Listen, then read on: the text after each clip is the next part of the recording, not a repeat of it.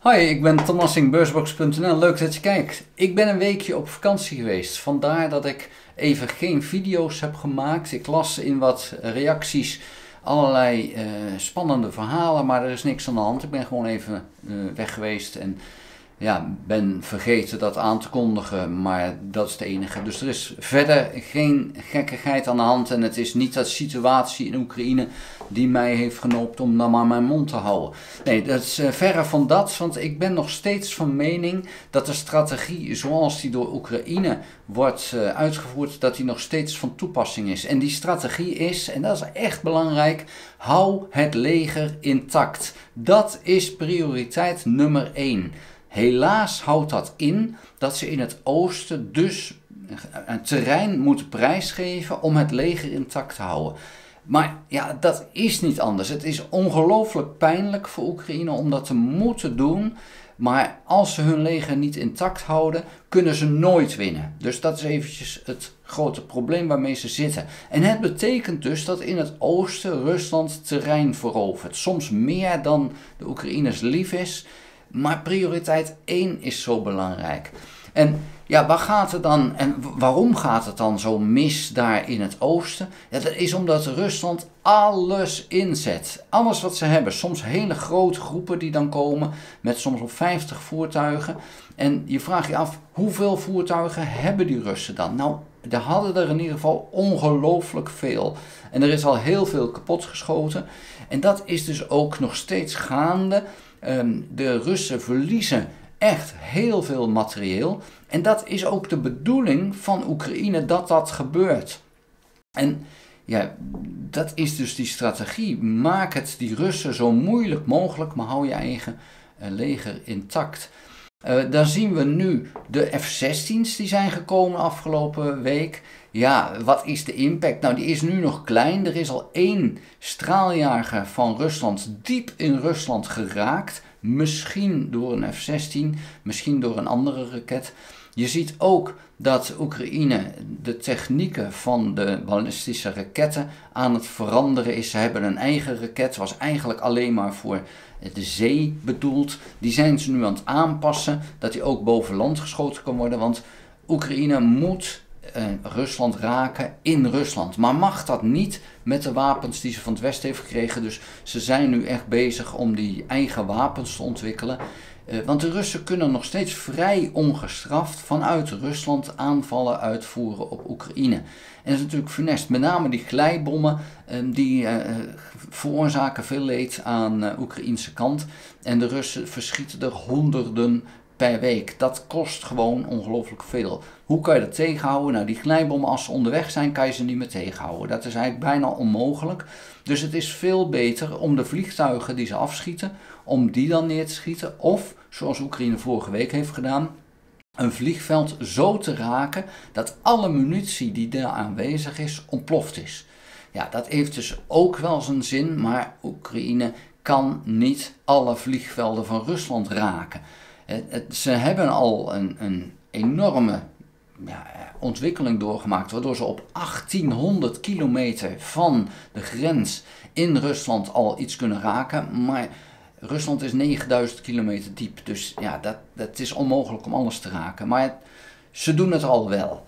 Ja, goed, wat is er dan verder? Voor Vovchansk is het nog steeds zo dat de Russen daar wel aanvallen, maar eigenlijk niet meer vooruitkomen.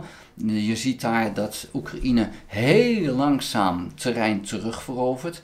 Ja, ook daar geldt, je wil je leger intact houden. Verder in het zuiden vrij rustig bij Kherson. Ik denk dat dat een teken aan de wand is, maar daar hou ik nog eventjes mijn mond verder over. En ja, het oosten, ja, dat is gewoon ongelooflijk lastig. En daar is Oekraïne pijnlijk veel grond aan het verliezen. Maar ja, wat ik al zei, het belangrijkste is het leger intact houden. Zorg ervoor dat die Russen zichzelf uitputten. Dat de Russen zonder materieel komen. En het vervelende is, het Russische materieel raakt op, maar ze kunnen materiaal kopen in Noord-Korea. En ze krijgen materiaal van China. Weliswaar niet wapens uit China, maar wel die golfkarretjes, de motoren, dat soort zaken. Ja, en je ziet nu dat Rusland zich wel moet gaan omzetten naar die golfkarretjes en die motoren, omdat de echte wapens, de infanterievoertuigen, de tanks, die raken serieus op. Het is nog niet op, er zijn er nog heel veel, ze kunnen ook wat maken, maar ze raken er meer kwijt dan ze kunnen maken. En dat zien we dus. Dus de kwaliteit van het Russische leger neemt af. Ja, en als nu Oekraïne haar eigen leger intact kan houden, dan kan je op een gegeven moment, ergens in 2025, een tegenaanval gaan verwachten. Nou, we zien dat nu al een beetje, want ik zag vanochtend al dat er een Abrams tank is weer ingezet om daadwerkelijk, daar waar Oekraïne grond had verloren, die Abrams tank naar voren te brengen. Die heeft een paar keer geschoten en is weer teruggekomen. Is niet kapot geschoten. Dus daar zie je dat die Abrams tanks, die maandenlang niet gebruikt is, dat die nu weer worden ingezet. Er gaat wat veranderen. En ja, die verandering, dat duurt lang, want ik verwacht echt niet voor halverwege 2025 een serieuze verandering. Maar je ziet toch dat die kwaliteit van die Oekraïense wapens en de manier waarop ze aanvallen, die is hoger dan die van de Russen. En ik denk nog steeds dat Rusland uiteindelijk dus deze oorlog gaat verliezen. Het feit dat de gevangenisruil hebben gezien. Ik ben niet zo blij met die gevangenenruil, maar goed, hij heeft plaatsgevonden. Dat Rusland daar in toe heeft gestemd is een teken van zwakte van Rusland. Zo moet je dat eigenlijk wel zien. Ik vind ook dat Oekraïne daar, of het Westen, daar niet aan mee had moeten instemmen. En het ging dan even over die spionnenruil. Rusland heeft een aantal mensen opgepakt om die spionnenruil te kunnen doen. Terwijl wij dus als Westen een aantal mensen terug hebben gestuurd die daadwerkelijk straf hadden moeten krijgen, omdat ze moord hadden gepleegd, hebben we die geruild tegen mensen die gewoon door Rusland zijn opgepakt om dit te kunnen doen. Dus ik vind het geen goede zaak, maar het feit dat Rusland dit wil doen, geeft aan dat er een opening is om te gaan praten. En Rusland heeft al aangegeven, Poetin heeft al aangegeven, dat ze niet naar die volgende vredesconferentie gaan, want de voorwaarden voor die conferentie zijn niet zoals Rusland die wil. En Rusland wil eigenlijk als basis van, wij komen praten op het moment dat Oekraïne toegeeft dat die dus delen van Rusland die al zijn veroverd nu voortaan van Rusland zijn. Nou, dat is geen basis voor gesprekken voor Oekraïne. En als dat de basis is waarop Rusland wil gaan praten, dan betekent het dus dat het oorlog blijft. Want daar gaat Oekraïne niet mee akkoord. Je ziet nu ook vanuit China de insteek van, ja, maar we moeten een pauze creëren. En in die pauze moet er niet gevochten worden, maar moet er gesproken worden. Dat heeft dus geen enkele zin, want dan geef je Rusland de kans om zich te herbewapenen. Dat moet je dus vooral niet doen. En ja, Oekraïne zal daar niet mee instemmen. Dus dat Russische plan voor vrede gaat hem ook niet worden. Helaas is het zo dat door die opstelling van Rusland met name er geen enkele mogelijkheid is om te praten.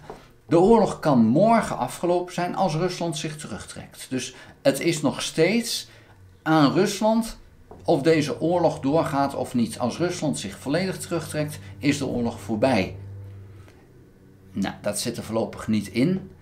Maar ja, ik denk dus dat op termijn Rusland uiteindelijk dat wel moet gaan doen. Want ik zie niet in hoe ze deze oorlog uiteindelijk kunnen winnen als, dat is een hele belangrijke, het Westen, Oekraïne, blijft voorzien van wapens en munitie. Het is een grote als, maar als dat gebeurt, dan zal Rusland dit gewoon niet kunnen winnen. Ik verwacht zelf dat het gaat gebeuren dat die westerse landen blijven geven. En zelfs zou Amerika stoppen, dan zal Europa dat doen. En nou weten we, Europa is niet sterk en heeft lang laten liggen. Maar zelfs al zou Europa er alleen voor staan om Oekraïne te helpen, dan nog denk ik dat het gaat lukken. Alleen dan duurt het jaren langer. Maar de Russische economie is niet sterk genoeg om het op te nemen tegen een totale Europese economie. Nou, wat is dan de totale Europese economie? Ik denk dat Hongarije en Slowakije uiteindelijk, als ze zo doorgaan zoals ze nu gaan, uit de EU en uit de NAVO zullen worden gezet of zelf gaan. Of er moet een regime change komen in die landen. Dat kan natuurlijk ook. Er is, en dat is dan het vervelende, er is geen exit-strategie voor de NAVO en de EU. Daar hebben ze nooit rekening mee gehouden dat landen zouden willen verdwijnen. Dat hebben we gezien met de Brexit. Daar hebben we een heleboel last ervan, maar dat is dus ook bij de NAVO. Er is nooit verwacht dat een land tegen zou werken. En dus de zaak een beetje probeert te frustreren. Dat is wat Hongarije met name nu aan het doen is. En ik kan me zo indenken dat er nu al plannen worden gemaakt om Hongarije een schub onder de hol te geven om ze eruit te knikkeren. Omdat Hongarije alles doet om zowel de EU, het vrij reizen in de EU, om het Rusland zo makkelijk mogelijk te maken. En dat kan en dat mag gewoon niet. Dus ook de EU zal op een gegeven moment moeten zeggen, ja, we moeten hier gewoon paal en perken stellen. Er komen grenscontroles bij Hongarije en Hongarije wordt gewoon uit de EU gezet.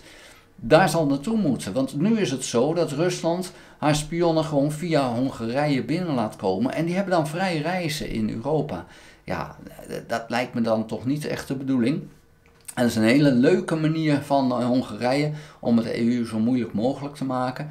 Ja, dat kan dus in feite niet, maar het is wel de realiteit. Daar wil ik het voor nu bij laten. Ik ben in ieder geval weer terug van vakantie. Dat wil niet zeggen dat ik al iedere dag weer video's zal kunnen maken, omdat ik nog steeds wel vakantie heb, maar vanuit huis nu af en toe eens een keertje weg zal zijn. En of ik dan tijd heb om video's te maken, dat weet ik nog niet.